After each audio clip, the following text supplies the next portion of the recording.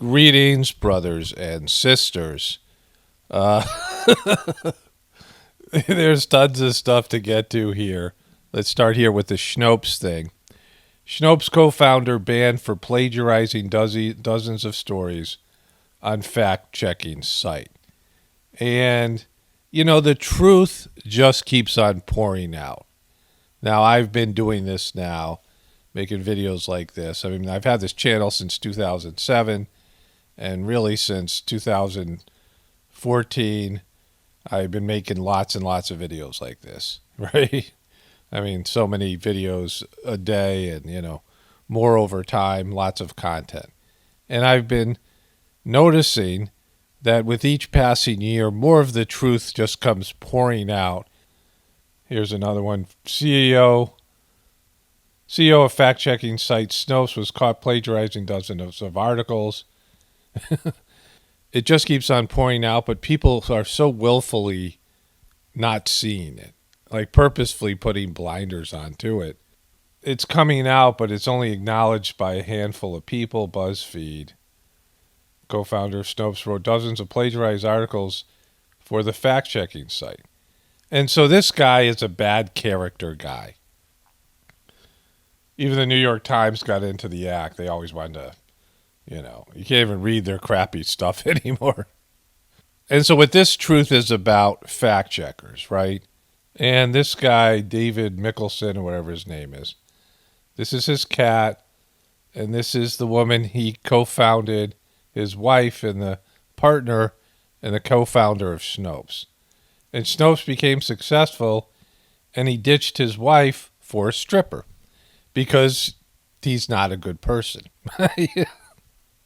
And so this, guy, co-founder, embezzles $98,000, drops weight, leaves fat wife, and marries actual whore. These are, true. You got fact-checked here. And so this is a guy who doesn't have good character. So he's not a barometer of the truth, right? You have these people, and these are left-leaning people who have been given this. It could be right-leaning people, it doesn't matter. But people who have an agenda, an axe to grind, who are very subjective, who are being the barometers of truth on the internet. You know how these fact-checkers on Facebook and everywhere else that employs them, you know what their slant is, right? They're leaning in one way, the establishment and the agenda. They always agree with what the government's opinions are, what bogus science opinions are, right? They always agree with the controlling system. They're there to shut down so-called conspiracy theorists and truthers, and they cherry pick things and they word things a certain way, and they're completely subjective, and they're not good people, right? On top of it, at least this guy, Snopes, is the biggest one. And so fact checkers should be people who are invested in the truth, right? They just want to find out whatever the truth is, no matter what it is. They don't care whether it agrees with their agenda. They're not going to use manipulative words, and they're not going to slant things one way or another. And that's not what you have with these fact checkers. They're there to go after people who are putting out truthful information, mostly truthful information, that goes against the mainstream narrative. That's what their job is. And they get showed up time and time again. Like I've covered them, and I've, demolished some of their bogus fact-checked articles and things like this that are completely subjective, and they're for the establishment. You know who needs to be fact-checked? The mainstream media, the intelligence community, right? All these powerful agencies. They're the ones that need to be fact-checked, not individual people. They're going after individual people who are, doing their best to figure out the truth in a world full of lies. There's disinformation agents. There's people who post bogus stuff on purpose. I mean, there's just, there's a lot of mistakes that are made. But individual people who are on social media and giving alternative narratives to the system don't have as much power as the system. Like the system is got so much power right now that there's no real opposition out there. there's people who are complaining, there's people who are upset, and there's people who are reporting the lies of the system, but there's no counter movement. The system just chugs along without any resistance at all, moving us in a whole new direction on so many levels. The Hollywood morality, everything that's happening out there. There's no oppositional side that's allowed to exist. There's no debate on the mainstream media. The media is just going along with the beast. The media doesn't confront the governmental system at all. And the truth just keeps on pouring out, and so many people just refuse to see it. And I'm not talking about specific details or things that I believe in specifically, just that the system is lying to you and manipulating you on every level, spying on you, right? Controlling you. It's just so pervasive, and there's so many people that have just stuck their heads in the sand and refuse to even look at it. And then things like this come out where, people rely on Snopes. So what does Snopes say? Oh, I don't know what to think about this. Is this factual? I better go get it fact-checked by the fact-checkers. Where's a fact-checker? It's Snopes. I'm going to go find out what Snopes says. Well, Snopes is run by a guy who plagiarizes stuff, just like our president, right? I was talking about this with Hunter Biden and Joe Biden, that the media just refused to cover these huge stories that should end Joe Biden's presidency. The news media has never been great, but when I was growing up, Joe Biden was not considered a serious contender for presidency. Everyone knew he was a joke, and he's even more of a joke now, Jojo Magoo. He's Magooing it out there. And his crackhead son, right, who are just lining their pockets with influence money, right? And the mainstream media just refuses to cover it. So I'm in the editing process, and I know what's about to come. Lots of other stories, and then a narrative about this at the end that talks about this phenomenon.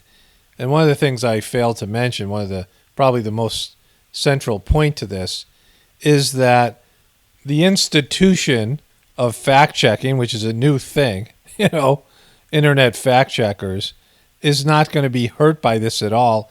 And maybe even Snopes survives this. Whether they do or not, it's not important. But the institution of fact-checking, because you've been fact-checked probably, you've had some kind of issue, on social media. You've been censored. You've been put in Facebook jail. I mean, many of you. You have been deprived of information that could have been on social media but isn't. It's happening right now on a daily basis. Rand Paul got a week-long ban, got a strike, community guideline strikes from YouTube. You've been affected by the institution of fact-checking, the mainstream authorized authoritarian fact-checkers who are the barometers of the truth. They tell you whether something that's being posted is truth or not, and they control what is done to your article or your point of view or whatever information you're putting out there. And these social media giants employ these fact-checkers to determine what's acceptable content to post on their platforms. And these fact-checkers, they're not licensed, they're not trained, right? Like, what are they? Are they journalists, or, what's their background? Even if they are, what kind of people they are. And so when Snopes is found out that a lot of their fact-checking is plagiarized and, the person who's doing this isn't a good person, the whole institution of fact-checking should be on trial here. And there should be, maybe these fact-checkers aren't really that great. Maybe they're wrong a lot of the time. Maybe they're, shills, and they're influencing the conversations in an unfair way, in a biased way, that they're just as guilty of this type of subjective truth as everyone else. The institution of fact-checking should be on trial now, but it won't be. And this could happen to 8 more different fact-checkers on Facebook, and the information can come out, and they won't change a thing because they know that the fact-checkers aren't really fact-checkers. They are censorers and suppressors of information, right? And so this is where the truth comes out, and the effects of the truth coming out don't go where they're supposed to go. You understand this. Like, there should be some, oversight and some checks and balances to fact checking when you find out that Snopes has always been bogus, run by a bad character guy who is, not capable of seeing the truth in an objective way. Here's another example of this. Now, Madonna was able to, there's her Raising Mally adoption bed thing. So there's the beds, adopt a bed, and you can go $25 a month, $100 a month, $500 a month. You can get a bed named in your honor. You can share a bed. So these beds are $5,000, right? The beds that she's proposing to get, which they should be getting a discount, but they're $5,000. These hospital beds. You can get your name. You can name. You can put your name right here on the bed for $5,000 at Madonna's hospital, and she's gonna get it. She'll get the money because she's good at shit like that, right? But here she is. She's talking about. Hi everyone. My birthday is right around the corner, and here's the best gift you can give me. So just look at it. You should be able to see it, right? You should be able to see it. I mean, not just people in the truth community. Many people pointed out she was in her bathroom. She does a lot of videos in her bathroom for some reason. Maybe she thinks her voice sounds better. Who knows? Because, she's not a good singer. Doesn't have a nice voice. But then she said this. Birthdays are a time of reflection, gratitude, and self-examination. Wow. Who has a birthday coming up? Where did this come from? Like somebody who is just needing her 16 million followers, right? Needing her 60 million followers to tell her happy birthday and tell her how great she is. Like it's her day coming up, and if you want to give $5,000 for a hospital bed, for a kid's hospital bed. So here they are. Here's one for $800. MedMart, you can get one for $2,000. These are all electric hospital beds, right? Like how good are hospital beds? These are for kids because they're going to be smaller. And these, here's one for $5,000. Is that the one that she's wanting to buy, right? She should be getting a discount. She could do some kind of merch up. But these are, high-tech beds for around $2,000. And so, these are all around $2,000, $2,500. But she wants one that's $5,000 for her, charity, in air quotes, right? Like seems like she's getting them on the high end. Like she should get some kind of, deal. You can get kind of deals for things that are for charity, especially if she told everybody on Instagram the kind of bed she was getting. Madonna's good at pimping herself out there. And so, she's, I think she's taking a big cut of your $5,000 and she's worth $850 million. She wants to get $5,000 from you. And you know who else gets $5,000? Pyramid schemes. $5,000 is the going rate. They try to get $5,000. They figured it out. That's the most they can get in a pyramid scheme. They get $5,000 from everybody to push it through a pyramid. And again, this hospital bed, this bed does not look like it's $5,000, right? She's buying these types of beds. This is nothing. This is, this one, look at it. It's just, she wants those type of beds. Like, show the kind of bed that's worth $5,000. These beds are worth like a couple of hundred at most, right? And so this is, classic Madonna, but she'll get the money because there's just all these people that are, completely clueless out there. And you see here where she has the picture where your name is going to be. Look at how cheap that bed is it's attached to. That's like $100, $200 frame, right? At most. What are you going to say, $300? So where's the rest of the money going to, Madonna? These philanthropists, we saw this with Bill Gates. These rich people all have charities, and there's ways that they can use to avoid their taxes. That movie, All the Money in the World, J. Paul Getty, if you've seen that movie, which is based in a true story, his favorite grandson was kidnapped, and he had no money because it was all tied up in tax evading funds and things like this. And so he couldn't pay the ransom, right? And so these people have ways of, hiding their money so they don't have to pay taxes and these charities. But you know how narcissistic McDonough is and how greedy she is. She's not a giver. She's not naturally a giving person. She's, always going to come out on the better of the deal because she's one of the ultimate takers. And so if you give her $5,000, it's not all going to the hospital. So Brittany, she posted this thing with the butterfly and the flowers. And she did some dancing over there. Then she posted a baby elephant for some reason, chasing some guinea fowl, which are really interesting creatures if you haven't seen those. They just run around crazy. They make, these kind of bizarre noises. She posted that for some reason. Then there's this. Project Rose is a year old and 9 days old. Year and 9 days old. Why not do it like on a year old, right? Like, why 9 days? Why does this project smell so effing good still today? Then she writes, psst, hey, psst. Like it's Instagram. Who are you whispering to? It's supposed to be quiet, right? Who are you whispering to? Psst. If you look closely, the mood ring I'm wearing was for my song. Mood ring.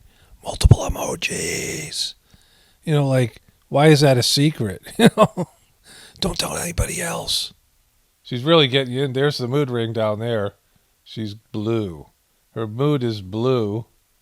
She just found out her father is stepping down from her conservatorship. And, she's not giving the Britney fans like some sense to this thing. It's really weird.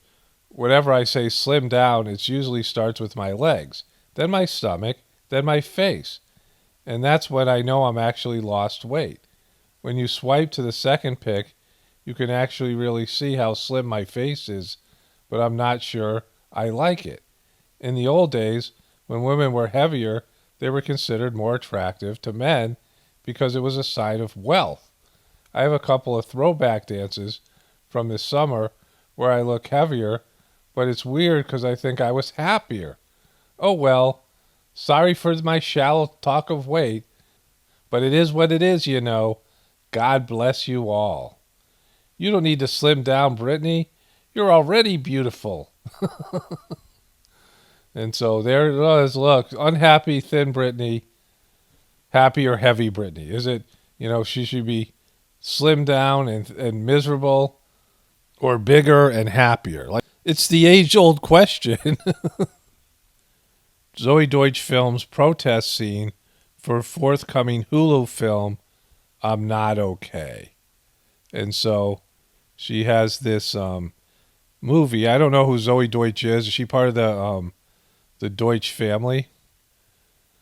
Zoe Deutsch is starring Quinn Shepard's Not Okay for Searchlight and Make Ready. And so is Zoe Deutsch, like the Deutsch bank family, there's that guy, is his name Donnie Deutsch? He used to be on The Apprentice with Trump sometimes, and then he became a Trump hater.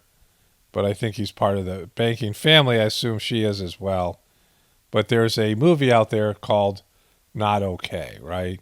Zoe Deutsch is dramatically whisked away by security as she films protest scene for forthcoming Hulu film Not Okay in New York City. It's okay to not be okay. So I just want everyone to know that. It's okay to not be okay. American Crime Story trailer shows Edie Falco, Clive Owen as the Clintons. You have the Clintons here. There's Monica Lewinsky. There's the Washington Monument obelisk. No doubt heard you get to work in the West Wing as of this morning. You're going to be working right beside the people who run the world. This dude, Clive Owen, Bill Clinton.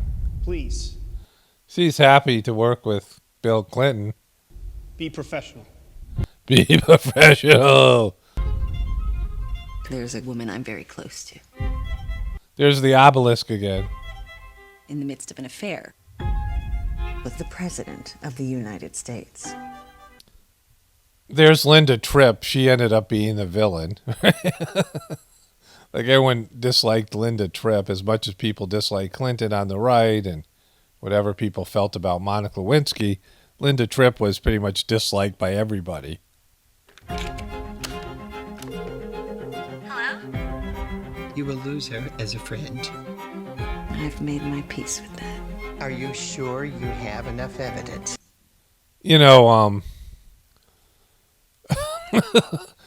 these are horrible. These American Crime Story or whatever it is, right? American Horror Story or Crime Story. My peace with that.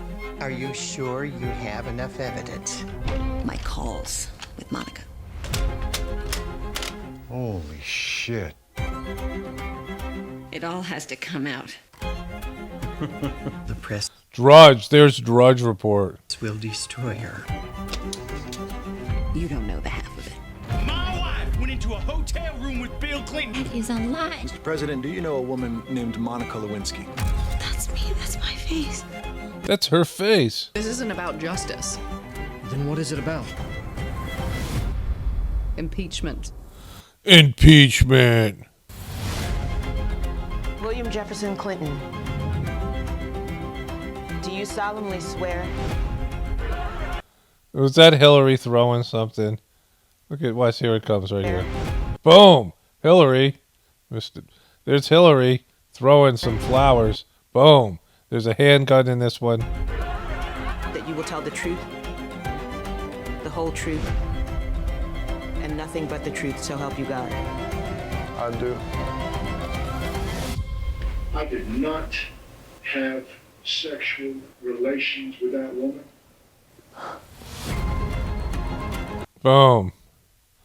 This is just, you just feel like the life just getting sucked out of you. Sarah Paulson's in this one. She's a big time life sucker. So, this is another way the truth is coming out. The Taliban near Kabul seized 2 more provinces. An Afghanistan war was a lie and a joke from the beginning. Not as much as the Iraq war. But now it's going to be left in the hands of the Taliban. And the whole reason to go there in the first place was to take the Taliban out of power. Remember the guy that they were trying to get wasn't even in Afghanistan, and they came up with that bogus thing at the end. The guy really worked for the American government. I mean, that's too much for most people. But now you see that these wars have had disastrous effects. These countries are ruined. They're going to be nightmares. They're going to be worse off than they were before. America's going to be worse off than we were before because of the engagement in these wars. And instead of, realizing that these wars were based in lies and opium, the 2 wars we've recently had, the Vietnam War, which was, in the 60s, my brother fought there, and he guarded the poppy fields for the CIA. I mean, this was known. Vietnam is a place where there was a lot of opium, right? I watched a movie called American Gangster with Denzel Washington and Russell Crowe. Denzel Washington, this is based in a true story, played a drug kingpin in the 70s who was getting pure heroin from Vietnam. It was being shipped in by the military in the caskets of dead soldiers. And this is the guy Frank Lucas, and it's based in a true story. I was thinking about this the other night. How opium, right, how poppies, which are grown in certain locations, have been very prevalent in our last 2 wars. So this is Afghanistan, right? And these are the other countries. And back in the, before this, it was Vietnam was one of the big producers. And now it's Afghanistan that was producing all the opium. But the Taliban are going back in and taking it over. And so these last 2 wars, there was one, in terms of these major wars, the wars in the Middle East, people say, well, we went to war for oil. Yeah, oil is profitable. But you know what's really profitable? Opium. And the whole opium crisis we had here, where hundreds of thousands of people died and millions of people's lives were wrecked. in the medical community and the scientific community, and Johnson & Johnson. I mean, you can watch that documentary on HBO, The Crime of the Century, that talks about this. And we have had these wars for opium, but these clowns are talking about this stuff. First of 3,000 U.S. forces landing at Kabul's airport for what the Pentagon says is a limited mission to get embassy workers out. I expect that by the end of the weekend, the bulk of the 3,000 that we talked about yesterday will be in place. Yeah, you failed. It was a failure, right? A lot of money, a lot of lives were wrecked. I mean, all these things. It's a failure, right? The Taliban were in power before we went to Afghanistan, and now they're taking power back, right? Me now is New York Times chief White House correspondent Peter Baker, MSNBC military analyst and Medal of Honor recipient Colonel Jack Jacobs, and the executive editor of Defense One, Kevin Barron. Colonel, I'll start with you. Also known as Ben Affleck in the movie Argo. David Ignatius writes in the Washington Post today that for President Biden, who had hoped for an orderly U.S. withdrawal from Afghanistan, the chaos in Kabul carries echoes of the fall of Saigon in 1975, precisely the image he wanted to avoid. Colonel, you served in Vietnam, and even generations who weren't alive then are familiar with those images, the chopper on the rooftop evacuating. Yeah, my brother was in Vietnam, he recognizes the Afghanistan war very much like he experienced the collapse of the Vietnam War, and so many Vietnam vets did. And, America's about winning. And when you don't win, it's a big deal. And America now is no longer about winning. America's about it's okay not to be okay, right? That's not the slogan of the number one country in the world. When your slogan is it's okay to not be okay, you're a loser, right? It's not about winning. America's always been about winning. And I'm not saying winning's everything or great or anything, right? I'm not, I'm a person that believes the idea of winning is overrated, what people think about winning. But that's what America's been built on. And now it's okay not to be okay. So that's loser talk. As Taliban gains ground, Biden grapples with the ghosts of Saigon. Well, what ghosts of Saigon does he have? Like, he was not involved in Vietnam. He was a lifelong politician who sent his sons, or his one son, the non-crackhead son, to be a soldier because that's what some of these politicians do. Everything's about them. But Joe Biden himself didn't do anything but be a, leech on society and work as a senator and then vice president. And now, because of some reason that no one understands, he's end up being president. And he's like senile, and he's got a crackhead son. So there's a lot of demonic stuff going on in the world of trending videos on YouTube. This was trending number 4 yesterday. King Von, demon, he's got the demonic eyes. And then Lizzo, rumors featuring Cardi B, trending number 1. A lot of Egyptian symbolism here. Horrible song. And then Suburban, trending number 3 today. Suburban Bella Portia Inferno. And they got this hell motif here. There's an elevator here. We know elevators go to hell. There's fire, people burning up in the elevator. More of that. She turns into this demon here. And I haven't seen this yet. I'm just going through it. We got that. People freezing. Hell and fire. And some sort of eyes wide shut thing going on here. And, the rest of it. Sure, it has a happy ending. All I ever wanted in this. And so then there's Venom. They're making a Venom sequel with... there's been a couple of trailers about that involving this character, Maximum Carnage, who's a red demon that inhabits some sort of serial killer. Then there's the second trailer.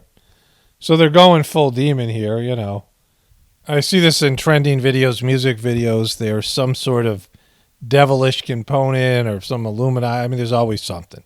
Some sort of demonic symbolism. Darkness, grossness, depression. I mean, all of it. Mental illness, brokenness, right? Like it's all just a mess of human low functioning and low vibration. So I turned on the news this morning. I was eating breakfast, and it was like the beginning of the hour. So it must have been like 9 o'clock, 10 o'clock, something like this. Probably 9. And I turned on MSNBC. I'm pretty sure it was MSNBC. And, it's Saturday morning. So the anchor says there was a 7.1 earthquake in Haiti that was devastating. And we'll cover that in just a moment. But our lead story is bipartisanship working? And it's not. That's the angle they're taking. All these news networks now have the same angle. Even Fox usually has the same angle on the major movements and stories. They use the same talking points. And what the pundits, the Democrats, and the media of CNN and MSNBC are saying, and all the mainstream sort of liberal-leaning media is saying, that Joe Biden shouldn't even try to work with the Republicans. They got to get rid of the filibuster, and they should just ram all this legislation through because the Republicans are just evil. I mean, this is stuff that Trump said about the Democrats, so it's not a one-sided issue, right? The Republicans are just as guilty. They're just on the losing end of this thing, right? Like everyone thought Trump was running things, but he wasn't. Remember when the whole election thing went down, when Trump had that epic tweet where he said, "What kind of way is this to run a country?" He was still president. And so, both sides believe the other side is evil, right?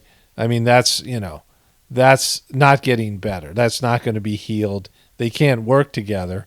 The best thing that one side can do is to just buy the politicians on the other side somehow. Find some way to buy them personally, not give them something politically, but bribe them personally. That's the only thing that can be done in terms of bipartisanship, because everything's a joke right now. And the biggest joke is what I was talking about in the beginning of the video, is it's all the lies are just out there. Because when the truth community first started to, be a thing, alternative narratives that were contradicting the official story. When the truth community first started to be like, a mainstream thing because of the internet, because it used to be just a fringe group of people, 1%, underground newsletters and, AM radio station, obscure AM radio station and shows and, word of mouth and things like this. Very few people knew about any of these narratives. But when these narratives started to come out on YouTube and social media and they started to explode now into a complete, it's a complete shit show. So it's not like it hasn't aged well, right? And so many of these people have a very limited grasp on some of these narratives. But when these alternative narratives came out in the early 2000s, 2003, 4, 5, 6, and then continued to grow, when these theories that were out there, it wasn't so easy to prove them. The mainstream media and the politicians just ignored it, right? Just pretended this stuff wasn't going on. And now that's changed. Now they're saying, they're blatantly being caught. Like Hunter Biden, this, debacle of his life is clearly somebody who has done things that are illegal, against national security. He sold access to his father, his vice president and now president father, to foreign governments, which is a big national security issue, so he could have a crack habit, right? Which is hilarious. And their attitude is, so what, right? This is the new attitude. Yeah, we're doing all this stuff, but so what? What are you going to do? See, let's say that you have a marital partner or a business partner or somebody that's screwing you over in some way. They're cheating you or cheating on you or whatever it might be. Relative, somebody is doing you wrong, but you only kind of suspect it. And the other person is denying it and, they won't, they say, no, maybe they even get angry at you. Why would you accuse me of something like this? And then as it moves forward, you end up catching them red frickin' handed multiple times. And so now you both know that the person screwed you over. Now, the way it should work is the person should have some sort of mea culpa moment and say, I'm so sorry, and whether they're sincere or not. And the power dynamics in the relationship would go to you as the person who's been offended, and wrong by the other person, they would try to make amends, do whatever, right? Try to heal the relationship or something. But that's not what's happening now. Now they're no longer trying to hide the deception. They're no longer to hide the, the devil worship or whatever you want to call it, right? They're no longer trying to hide the evil that they're doing and the wrongs that they're doing to you or, whoever, the world or everyone else or whatever it might be. They're just displaying it, allowing it to be, not hidden anymore, or it's coming to the surface beyond their control, whatever it is.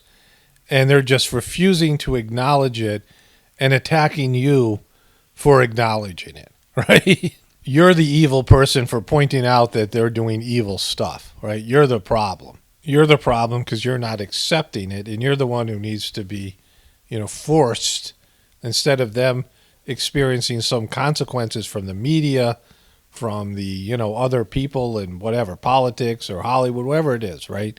From society. Instead of society calling them out on their behaviors, their wrongful behaviors, their self-destructive behaviors, even demonic behaviors, instead of them getting punished for their behaviors, we're the ones who are, getting punished. We're the ones who are, right? It's like somebody robs you and the cop comes and slaps you around, like that's what's happening now. And so it's an interesting twist to the story. I didn't see that coming. So they're basically allowing the truth to come out, but not taking the consequences or effects, because they're going to come. Like I said before, it says again and again in the Heartfulness Meditation Whispers of the Brighter World that everything is recorded down below. That's everything down below, everything in the universe, but down below here on planet Earth is recorded. And on a spiritual level, there's no escaping the consequences for your deeds, whatever they are. You're going to receive the fruit of your labor, whatever it might be, if not in this life, in some future existence, whatever it is, an afterlife or a future existence here on planet Earth or whatever it might be. Like you still have to pay for your misdeeds or be rewarded for your whatever. It's whatever you do, especially what you do that is selflessly done in the service of God, is accounted for, and you are, given the proper fruits of your labor, whatever your labor might be. And the earth is a part of the divine universe, and it used to be when the, power structure was more in line with nature and more in line with God and the harmonial forces. There was justice in the system. Wrongdoers would be punished. People who were, good would be rewarded. But that hasn't been the case for a while. Our system rewards for sociopaths, but now more than ever, people who are doing the wrong thing are being propped up and rewarded. People who are doing the right thing are being punished, right? People who are lying and cheating and stealing and engaging in criminal behavior, especially on the upper levels, are being rewarded, and they are being celebrated. And there's this fake narrative, even with all the evidence about what a scumbag they are, that you can easily find by just, Googling for about 5 minutes. Even with the suppression of the search engines, you can still find it. Even with all of that, they're still, they're still being celebrated like they're heroes and being awarded and rewarded by the beastly system. Whereas people who are doing the right thing are being punished. So we've reached a level where the truth is coming out, right? The truth is coming out, but there's no natural consequences for the, for the negative truth, for the people who are doing wrong. The system isn't punishing them. The system isn't looking to right the wrongs. The system isn't looking for truth or anything like this, right? There's that scene from the second Matrix movie where that computer program, the Smith computer program, who's in the Matrix, who was killed at the end of the first movie, the first Matrix movie, is talking to Neo and said, I knew what I was supposed to do after you killed me. Neo got inside of him and exploded him. I knew what I was supposed to do, go to the trash bin of the Matrix mainframe or whatever it is. But he said, I just refused to do it. I refused to die. even though you killed me, I refuse to accept what was supposed to happen. And, you know, Bill Clinton was the first, going back to this Monica Lewinsky thing, was the first politician to do this. He got caught, you know, red-handed with Monica Lewinsky, and then he got caught lying, and he just refused to quit. I mean, he was, you know, having sex with and back then, you know, morality was much different than it is now, with an 18-year-old intern that, you know, was cheating on his wife in the Oval Office, a historical place, and lied about it, perjured himself, and that should have been enough to get rid of him. He should have been, you know, he should have resigned, he should have quit. Like what's happening with Cuomo's, because I said this also about Trump and Jimmy Kimmel's, right? You just don't quit. Like Jimmy Kimmel's got caught doing blackface. He was disrespecting women, misogynistic in that man show that he used to do. And it goes against his new, you know, liberal gatekeeper persona he has now. And he got caught at the same time as Ellen got caught. Ellen is also a gatekeeper. Very similar roles that they have. Ellen stayed in the public eye and just took a beating. Jimmy Kimmel's went on vacation for 3 months and came back, and it all blew over because people move on. And so Trump, when he was impeached, now Trump did some things. Trump was, you know, he did things that were impeachable, but he just said, no, I'm not quitting. I don't care how bad the media covers me. I don't care what they say. He did the same thing. And you see this over and over again. Some people get consequence. Some people are served up. Some people accept it. But then other people just say, F you, I'm not doing that. I know what I should do. I know what should happen, but I'm just not doing that. And the system doesn't do anything to make it happen. Hunter Biden is just the key element here because, you know, I mean, he's a crackhead, all the things that he's done and who he is and what he represents. And the mainstream media is like, we're not going to talk about it. We're not going to acknowledge that Joe Biden is clearly senile. We're just not going to talk about it. No, it's just, you know, it's just everyone. It's like the emperor has no clothes. And if you say anything, the guards come over and beat the crap out of you, right? You know, in the story of the emperor has no clothes, these con men who, you know, pretend to design this wonderful outfit for the emperor, but they don't. It's invisible, and they convince everyone he's dressed well, and no one wants to speak up. That see the guy walking walking through the procession naked, and then one little kid who sees the truth says, hey, he's naked, and then everyone is like, yeah, he's naked, right? And we see it too. Everyone acknowledges it, right? But that's not what happens now. Everyone's like, get that kid, you know? Somebody shut that kid up. He's spoiling the fun.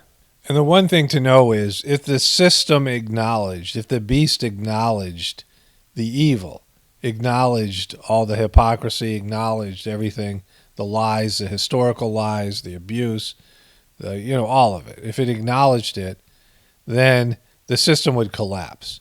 The only thing that keeps our system going is our perception of the system being good, being a great system, being a system that's on the positive ledger of things, right? Even with all the, flaws or whatever, that it's a good system. And if you took that away, then all you have is the debt and the misery and the addictions and, all of it, the abuse, all the things that are there. And then everyone's like, oh man, it's just people's deluded perception that the system is good and that the system is, always going to be there for them. Think about all these people in Afghanistan. This is a good, example of this. You have all these people in Afghanistan who, the Americans took over and created, the power dynamics there. And they started to be Western. The women took off their head coverings. They started to, engage with American type of behaviors and things. And now the Americans are leaving those people, right? Just like, it's going to happen to you in America. It's going to happen to all of us. They're leaving them with saying, hey, yeah, you guys thought we were going to be here forever? You thought we were going to protect you forever? Right? And now the Taliban are coming in and say, hey, look, you guys, and they're going to torture and punish these people. And the same thing is happening to all of us. America's not going to be here forever. America is not, this indestructible system that was too big to fail, right? No, it'll fail. It'll fall, it'll collapse. and there's nothing anybody can do about it. And then what, right? That's the, and then what? What happens when it does collapse? I mean, what happens now and what happens later? You no longer can count on your system. There's no like rule of law. And I mean, it's, it still seems like it's held together based in, like I said, perception, but the division, the hatred, how much people hate each other, especially this one issue, right? This one prevalent issue, the hatred between the different factions is so, just there's so much anger. It's permeating the whole atmosphere. You can just feel it, right?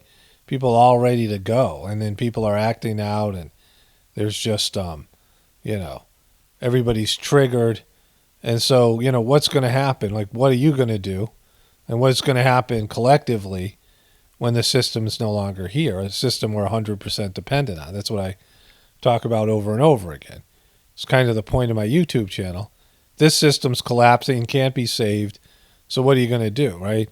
And if you don't do anything, like if you put no effort into preparing, even though you see what I see, that the system's falling apart in front of you, and you do nothing to prepare for what's going to be like when the system isn't there.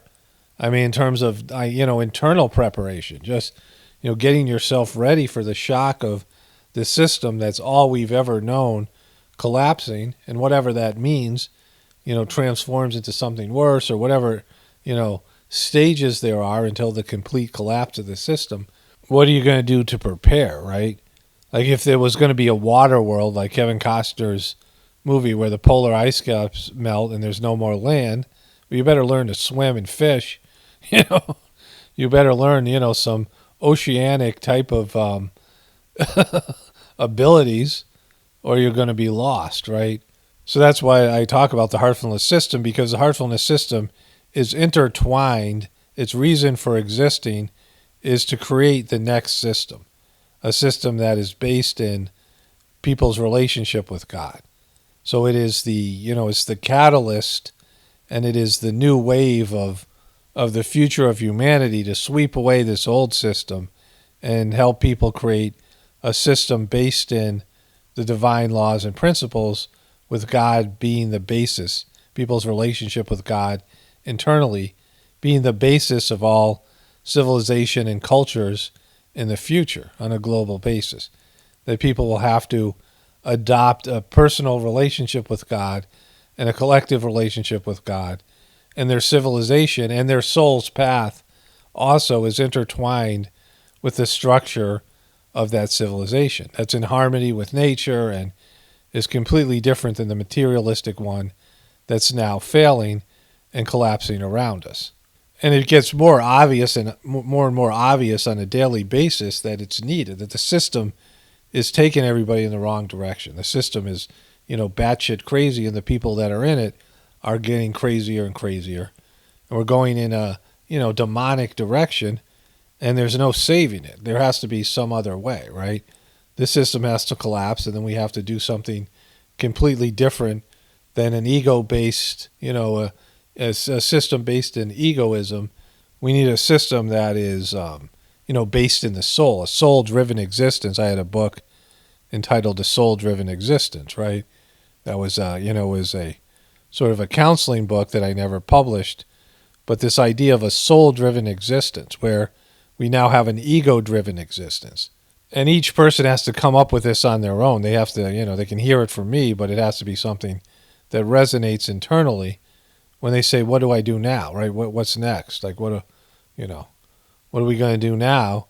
And it has to be this answer of a soul-driven existence where, your soul's purpose is the driving force behind your life, not your egotistical pursuits and desires. Only spirituality will save this world. It's Paul Romano, definitely pouring for the Apocalaughs and the Ascension. Everyone have a blessed day and be grateful.